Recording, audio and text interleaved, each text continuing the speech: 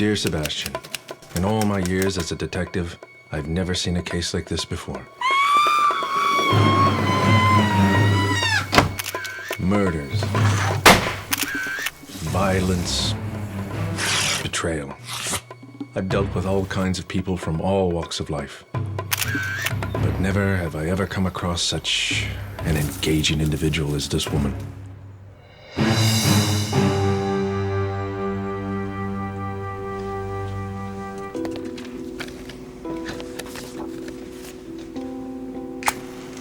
So you suspect your husband's trying to kill you? It may sound far-fetched, detective, but I believe it to be true. My husband's a very powerful and rich man.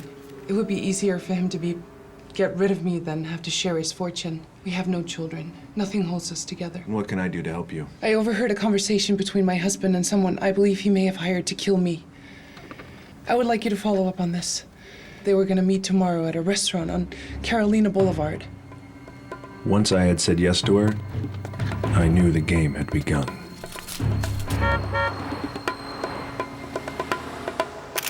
As agreed, I went to the restaurant on Carolina Boulevard and watched Paul, Mary's husband, speak to a mysterious man.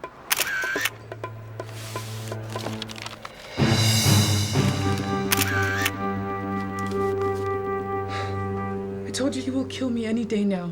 You have to do something. Yes, I will. I'll turn these photos over to the police, along with the rest of the evidence I've collected, so they can start their own case. My job here is done. But you don't seem to understand, detective. My husband's a powerful and well-connected man. If this gets to the police, it will never get off the ground. He's owed favors everywhere. You will only be endangering me even more, and worse still, yourself.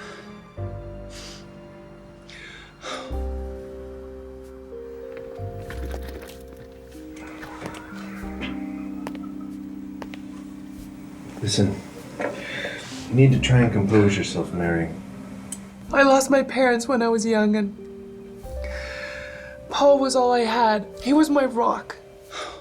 As time went by, he showed me less and less affection, and I became a dead weight in his life, and he wants nothing to do with me. Calm yourself, Mary. Do you want a drink? I can't walk down the street. I'm being followed. Please, detective. You call me Michael, and I'll sneak us out.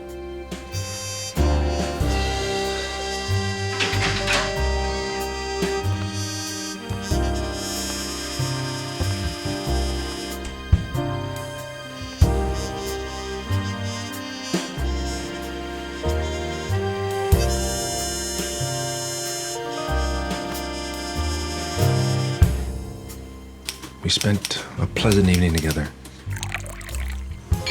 We talked and got to know each other.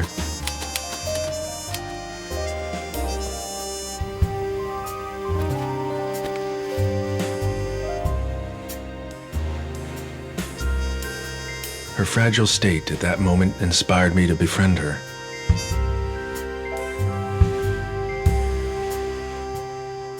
I became entangled.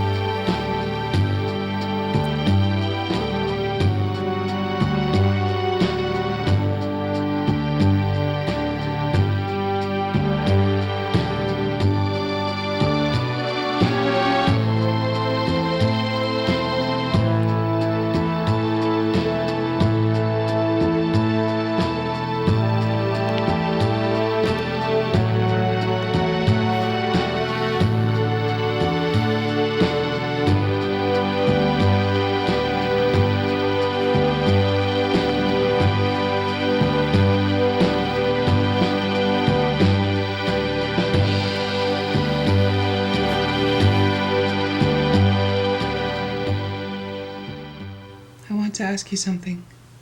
Would you do something for me and for us, ultimately? What's that? Kill my husband.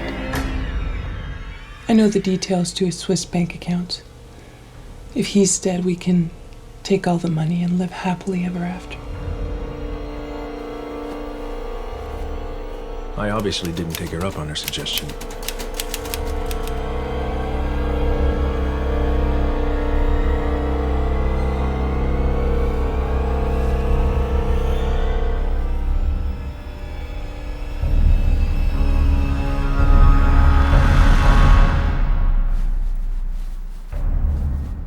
The next day, when I woke up, Mary was no longer by my side. The proposal she had made me the previous night sparked a red flag.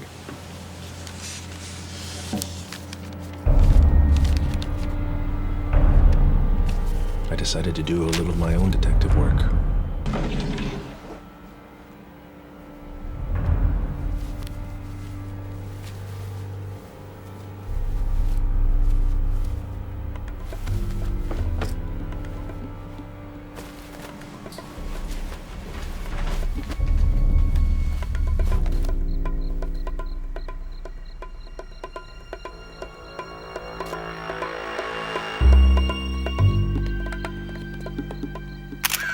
It was very disturbing to see Mary kissing Paul.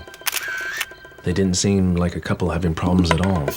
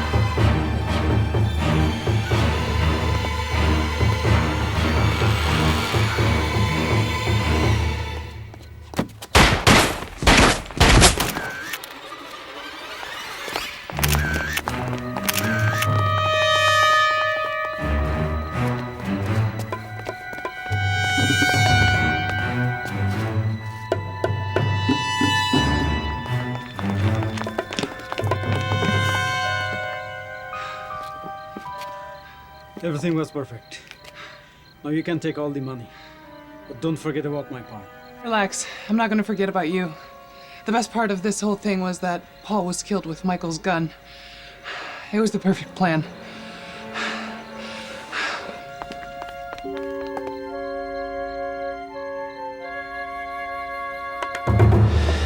And so, I'm writing this letter to you, Sebastian, so that the truth of this case be known. Kind regards, Michael. It was just that. This madman tried to take advantage of me in my hour of weakness. I'm sorry. Sorry for my weakness, and his jealousy has killed my husband. My life is in danger. I can't trust anyone. Calm down, Mrs. Rothman. You need to breathe a bit. Early this morning, I received a letter from an old friend that tells a rather different story.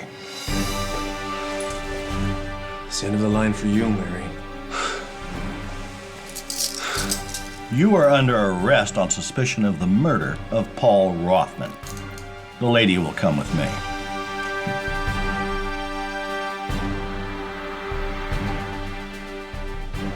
I will provide an arrest warrant for Brooke Silverstone on suspicion of being an accomplice in the murder of Paul Rothman. Thank you, my friend. Thank you. Mary, all my years as a detective, you made me feel like an amateur. But the good thing is, detectives never fall in love. You'll come with me, please. The letter I gave to my friend Sebastian, along with the photos of the crime, put Mary and Brock behind bars. Another case was solved, and certainly will not be the last.